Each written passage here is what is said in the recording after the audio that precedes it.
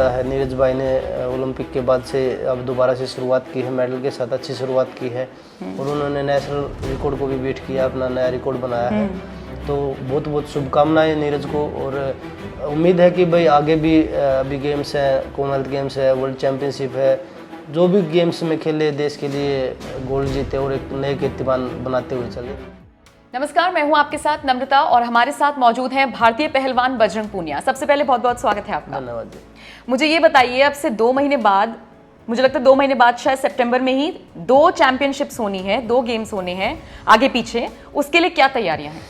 1 अगस्त में मैडम और 1 सितंबर में 1 महीना बचा है। कॉमनवेल्थ गेम्स है, वर्ल्ड चैम्पियनशिप है, तो उसके लिए तैयारियों में लगे हुए हैं। काफ़ी अच्छी तैयारियां चल रही हैं क्योंकि चोट के बाद 1-2 टूर्नामेंट खेले, उसमें परफॉर्मेंस उतार चढ़ाव चलता रहा, लेकिन अब अच्छी तैयारी है और जो कमियां थी उन पे काम कर रहे हैं। दोबारा से कोशिश है कि भाई कॉमनवेल्थ गेम से अच्छी शुरुआत करें और वर्ल्ड चैम्पियनशिप में भी अच्छा प्रदर्शन करें। किस तरीके की प्रैक्टिस चल रही है? क्योंकि अमूमन हम जब खिलाड़ियों को देखते हैं या पहलवानों को देखते हैं तो बहुत बहुत घंटे वो प्रैक्टिस में देते हैं। कितने घंटे दे रहे हैं? ट्रेनिंग सुबह शाम होती है, सुबह 2-2.5 घंटे, सुबह 2-2.5 घंटे शाम को, मतलब टोटल लगा के कभी 6 घंटे भी हो जाती है, कभी 5 घंटे भी हो जाती है और संडे रेस्ट होता है, तो 5-6 दिन खूब ट्रेनिंग होती है। तो 100% उम्मीद है गोल्ड लिया आएगा? देखिए, अपनी तरफ से बेस्ट करेंगे, बाकी आप लोगों की दुआ है तो जरूर गोल्ड लेके आएंगे। दुआ तो हमारी हमेशा साथ है। एक इंजरी का आपने जिक्र किया, अगर मैं गलत नहीं हूँ टोक्यो ओलंपिक्स के बाद शायद इंजरी हुई थी? टोक्यो ओलंपिक से पहले 1 महीना पहले। अच्छा, हाँ जी। तो फिर कैसे उससे रिकवर किया आपने? डॉक्टर के साथ रिहैब किया। पहले तो मैं खुद ही कर रहा था ओलंपिक के बाद 6-7 महीने तक, उसके बाद मैंने फिजियो के साथ रिहैब किया है, अभी पूरी तरह से फिट हूँ। अच्छा, एक कहीं पे मैं खबर पढ़ रही थी कि आपने और रवि दहिया ने ये मतलब डिसाइड कर लिया है कि किसी विदेशी कोच के साथ आप अभ्यास नहीं करेंगे। कुछ रीजन है उसके पीछे? नहीं, रीजन कुछ भी नहीं है, बस यही था कि भाई पहले मेरे पास 4 साल तक विदेशी कोच था, तो मैं उसमें ये नहीं बताता भाई कमी है कोच में। कोच अच्छा था, बिल्कुल बढ़िया था, और हमारे इंडियन कोच में भी कोई कमी नहीं है अगर हम उनको अच्छे से मतलब समझे। तो वही चीज़ें थी कि भाई अगर हम अपने इंडिया के जो कोच हैं उनको हम आगे बढ़ाएं तो हमारे लिए और बेटर होगा, क्योंकि हम बाहर से भी तो कोच लेके आ रहे हैं, टेक्निक सभी की सेम होती है। तो हमारे पास भी अच्छे पहलवान हैं जो रेसलिंग छोड़ चुके हैं, तो हम उन्हीं का फ़ायदा लेके हम अपनी रेसलिंग में सुधार करें। तो इसलिए ये निर्णय लिया कि भाई हम इंडियन कोच के साथ ही काम करेंगे। अच्छा, जब से देश में प्रधानमंत्री मोदी आए हैं, मोदी सरकार हुई है, as a player, as a खिलाड़ी आपसे पूछूं, कुछ फ़र्क महसूस होता है कि खिलाड़ियों को बहुत ज़्यादा अच्छा प्रोत्साहन मिल रहा है?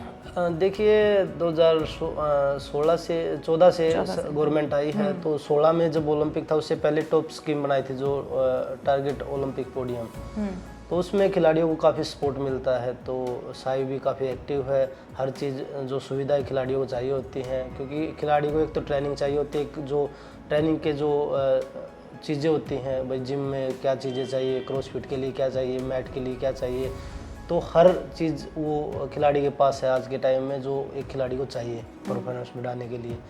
तो मैं बिल्कुल, गवर्नमेंट का इसमें सबसे बड़ा योगदान होता है कि भाई एक खिलाड़ी को हम अच्छी सुविधाएं दें। बाहर ट्रेनिंग के लिए जब भी हमें जाना होता है तो हमें वो चीज़ें एक बार बोलने के बाद मिलती हैं। पहले ये चीज़ें नहीं थी 2014 से पहले। अच्छा। 2016 वाले ओलंपिक से पहले स्टार्ट हुई थी, 15 में स्टार्ट हुई थी, तो तब से अब खिलाड़ी हर जगह ट्रेनिंग के लिए जाते हैं, कोचेज हैं, फिजियो हैं, ट्रेनर हैं, जिम की सुविधाएं हैं, तो सभी सुविधाएं हैं। अब खिलाड़ियों को खूब मेहनत कर रहे हैं और रिजल्ट भी हमारा भी कैडेट एशिया में, अंडर-23 एशिया में काफ़ी अच्छा रिजल्ट आया है इंडिया टीम का, और चैम्पियन बनी है लड़कियों की टीम, तो इतिहास में पहली बार बनी है। तो ये भारतीय कुश्ती के लिए अच्छे संकेत हैं। अच्छा, चूंकि हम पहलवानी की बात कर रहे हैं या एक खिलाड़ी के तौर पे आपसे बात करें, तो नीरज चोपड़ा का जिक्र कर लेते हैं। टोक्यो ओलंपिक से ऐसा सफर शुरू हुआ है कि उनके भी मेडल्स थमने का नाम नहीं ले रहे हैं और आपसे भी यही उम्मीद भी की जा रही है और आप भी ऐसे ही आगे बढ़ रहे हैं। तो नीरज चोपड़ा को हाल ही में सिल्वर मेडल मिला है, क्या कहेंगे? बिल्कुल, देखिए, जो भी खिलाड़ी देश के लिए खेलता है, नीरज भाई ने ओलंपिक के बाद से अब दोबारा से शुरुआत की है, मेडल के साथ अच्छी शुरुआत की है और उन्होंने नेशनल रिकॉर्ड को भी बीट किया, अपना नया रिकॉर्ड बनाया है। तो बहुत बहुत शुभकामनाएं नीरज को, और उम्मीद है कि भाई आगे भी अभी गेम्स हैं, कॉमनवेल्थ गेम्स है, वर्ल्ड चैम्पियनशिप है, जो भी गेम्स में खेले देश के लिए गोल्ड जीते और एक नए कीर्तिमान बनाते हुए चले। और उनके लिए एक नीरज नहीं, सभी खिलाड़ी मेहनत कर रहे हैं कि भाई हाँ, जिस भी टूर्नामेंट में जाए उसमें हम देश के लिए मेडल लेके आए। अच्छा, जाते जाते आखिरी सवाल, बहुत सारे लोग जब पहलवानी देखते हैं, कुश्ती देखते हैं, तो मज़ा बहुत आता है देखने में, लेकिन अगर हम एक पहलवान से पूछें कि भैया आपको कितने चैलेंजेस फेस करने पड़ते हैं, कितने अपने शरीर पे सब चीज़ें लेनी पड़ती हैं, तो क्या कहेंगे? देखिए चैलेंज तो हर चीज़ में है, चाहे वो गेम है या ना है, क्योंकि लाइफ में अगर आपको आगे बढ़ना है तो चैलेंज तो फेस करने ही पड़ेंगे। तो एक खिलाड़ी के तौर पे हमारे पास मतलब इंजरी के ज़्यादा चांस होते हैं, क्योंकि हमारा गेम एक दूसरे के साथ हमें लड़ना है, तो इंजरी के चांस ज़्यादा होते हैं हमारे। तो उससे भी बचाव करना, खुद को फिट रखना और अपनी परफॉर्मेंस को ऊपर लेके जाना, तो काफ़ी चैलेंज होते हैं कि भाई सुबह शाम हार्डवर्क करना। तो ये क्योंकि सभी चाहते हैं कि भाई एक टाइम थकने के बाद यार अब रेस्ट कर ले, पर कोचेज़ का ये कि भाई और पुश करे कि भाई हाँ चल और कर, 1 घंटा और है, आधा घंटा और है। तो ये चैलेंज सभी की लाइफ में है, जो भी खिलाड़ी हैं। तो चैलेंज से आगे, अगर हम चैलेंज के साथ लड़के हम आगे बढ़ेंगे तो शायद मुझे लगता है और अच्छी परफॉर्मेंस दे सकते हैं। बिल्कुल, चलिए इंटरव्यू को ख़त्म करते हैं इसी उम्मीद के साथ बजरंग की आप फिर से गोल्ड मेडल लेकर आए। बहुत बहुत शुक्रिया हमसे बात करने के लिए। धन्यवाद जी। अच्छा नीरज, ये बताइए, सचमुच में बड़ा मेरे लिए सरप्राइज था कि जब तुमने सेकंड बार अपना किया तो तुमने विक्ट्री के मूड में आ गए और एकदम विक्ट्री तुम सेलिब्रेट करने लग गए। इसके पीछे बहुत बड़ा कॉन्फिडेंस है, पूरी जानकारी लगती है, तब संभव होता है। और खिलाड़ियों के संबंध में भी जानकारी होगी क्या हो रहा है, तो कैसे कैसे संभव हुआ? सर जब वोटरों में जो एफर्ट लगता है, क्योंकि इतने साल से हम ट्रेनिंग कर रहे हैं उसी चीज़ के लिए, तो वो एफर्ट बता देता है कि हाँ ये बेस्ट थ्रो है। और सबसे जो बड़ी बात है, जो कॉन्फिडेंस है, वो ट्रेनिंग से आता है सर।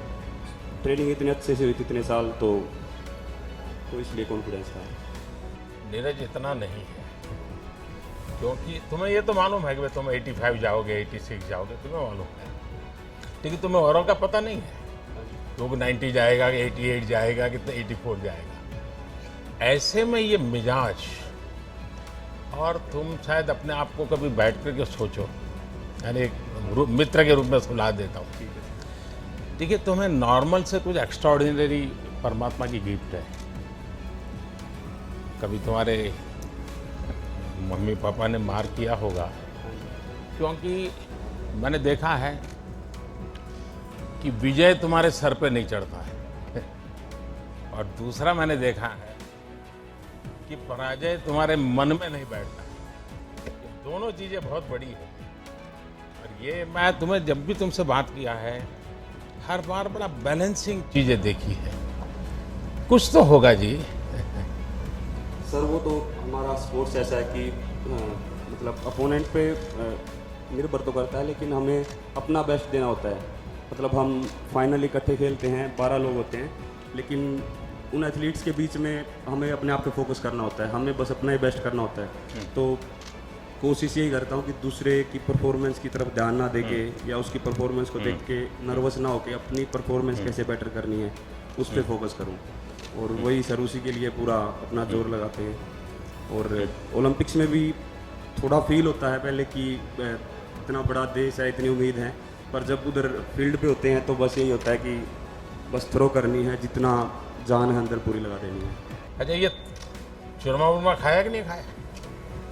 खाया था सर, सोफा होटल में बना कब के कब अपना- खाया अभी? आते ही वहाँ से आते और एक बार खड़ा होगा। हाँ। आप भी खाइए सर। मेरा क्या होता है, मैं इस चातुर्मास सिर्फ एक टाइम खाना खाता हूँ। Thank you sir.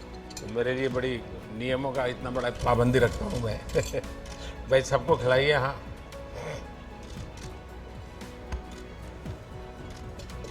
लेकिन ये तुम्हारा चूरमा तुम्हें बहुत परेशान करने वाला है, मान लो। एक मैं आज घटना सुनाता हूँ तुम्हें। वैसे आज अटल जी की पुण्यतिथि है। अटल जी जब पहले पार्टी का भी काम करते थे तो उनका जाना आना रहता था, तो कई परिवारों में खाना भी होता था। तो किसी परिवार में भोजन के लिए गए, तो बाद में मीडिया वाले पहुंच गए। अब जब भोजन किया तो उन्होंने बताया कि गुलाब जामुन बहुत अच्छे थे। तो मीडिया वालों को उन्होंने बता दिया कि गुलाब जामुन बहुत पसंद आए। अब वो खबर छप गई पूरे देश में। तो अटल जी जहाँ जाते थे वहीं पे गुलाब वहाँ सब जगह पे गुलाब जामुन। वो बड़े तंग आ गए। उन्होंने कहा यार एक सर्कुलर निकालो कि अटल जी आएंगे तो गुलाब जामुन बंद दो, कुछ और भी खिलाओ। नहीं सर, पर हरियाणा का चूरमा होता है वो बिल्कुल डिफरेंट होता है। हाँ। वो खैर हरियाणा का अलग है, राजस्थान का भी अलग हाँ है, जी। दोनों का अलग अलग रहता है। और तुम्हें तो माँ का चूरमा खाने की आदत है ना।